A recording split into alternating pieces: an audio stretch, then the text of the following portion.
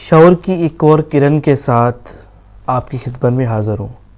ناظرین، ہماری فیکٹری کے قریب ایک ناشتہ پوائنٹ ہے جہاں سے میں اکثر ناشتہ کیا کرتا ہوں، لیکن ایک دن میں ناشتے پہ گیا تو میں نے محسوس کیا کہ ایک شخص بھیڑ میں آتا ہے، ناشتہ کرتا ہے اور بغیر پیسے لیے وہاں سے چلا جاتا ہے۔ جب 2-3 دفعہ میں نے یہ محسوس کیا تو ایک دن میں مالک کے پاس گیا، دکان کے مالک کے پاس، اور اسے کہنے لگا کہ وہ فلاں شخص ہے جو ناشتے کے لیے آتا ہے، بھیڑ میں ناشتہ کرتا ہے اور بغیر پیسے لیے چلے جاتا ہے، آج یہ جانے نہ پائے۔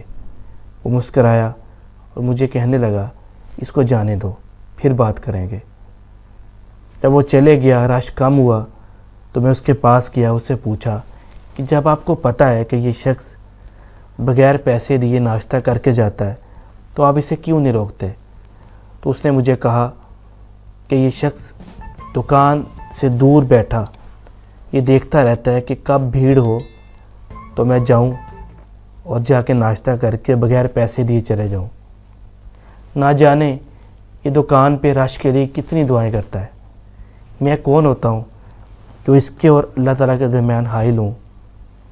یقیناً اس کی دعاؤں کی وجہ سے اللہ تعالیٰ مجھے اتنا دے رہا ہے کہ میں آج اس رش کے عالم میں بے شمار پیسے کماتا ہوں۔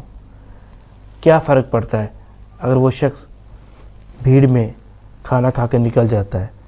اگر وہ نہ آئے اور بھیڑ بھی نہ ہو، رش بھی نہ ہو، تو میں کیا کر سکتا ہوں؟ ناظرین، آج کی شعور کی کرن میں جو بات ہم آپ کے ساتھ شیئر کرنا چاہتے ہیں وہ یہی ہے کہ اللہ تبارک و تعالیٰ نے اس کائنات میں ہر چیز کے وسیلے رکھے ہیں۔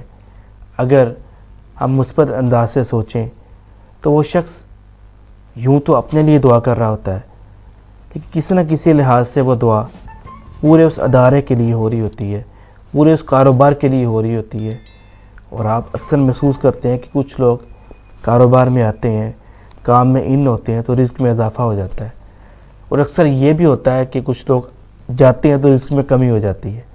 اس لیے ہمیں اللہ تبارک و تعالیٰ کی اس سسٹم کو سمجھنا چاہیے جہاں پہ ہر شخص کی اہمیت ہے، وہ اپنے مطلب کا اپنے مطابق کچھ نہ کچھ کام، کوئی نہ کوئی ویلیو ضرور ایڈ کر رہا ہوتا ہے، جو ویلیو صرف اس کی ویلیو نہیں ہوتی بلکہ ایز اے ہول پوری سوسائٹی کو اس سے کوئی نہ کوئی فائدہ مل رہا ہوتا ہے۔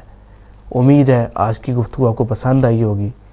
اسے آگے شیئر کریں تاکہ یہ پیغام آگے پہنچے اور ہماری زندگی میں اس سے مدد حاصل کی جا سکے، کیونکہ شعور ہی زندگی ہے، اور شعور کے ساتھ ہی زندگی کی وہ حقیقی رموز طے کی جا سکتی ہیں، وہ رموز حاصل کی جا سکتی ہیں، ان کا احساس ہو سکتا ہے جو زندگی کی میراث ہے اور جس کے ذریعے ہی زندگی بدلی جا سکتی ہے۔ اجازت دیجیے، اللہ حافظ۔